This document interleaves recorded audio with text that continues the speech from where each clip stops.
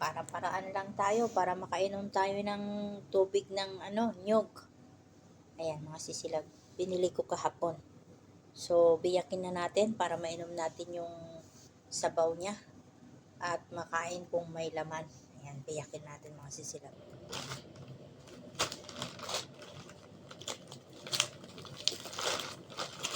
Nilagay ko sa freezer. Hindi ko alam kung nag-ice na pa siya. Ay na, nagtangkan mo't aya. Nay.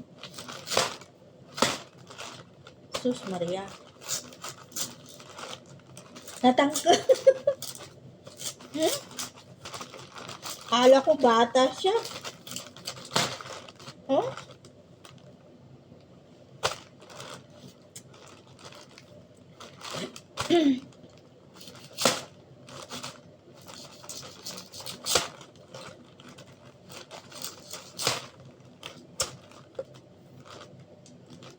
Tagbibisin tinyugan ayan, nagtangkong mo na eh. Hoho.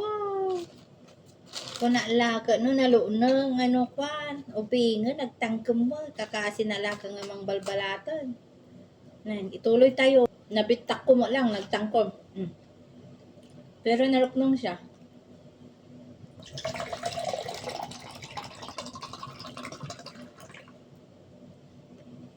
At least may tubig siya, 'di ba?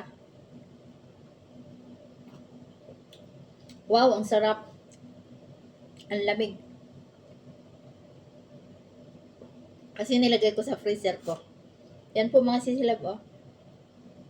Biyakin natin.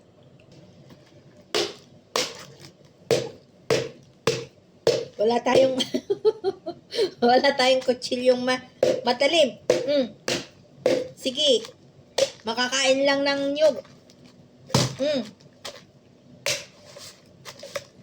Wala. Ayaw pa. Excited lang mapitak.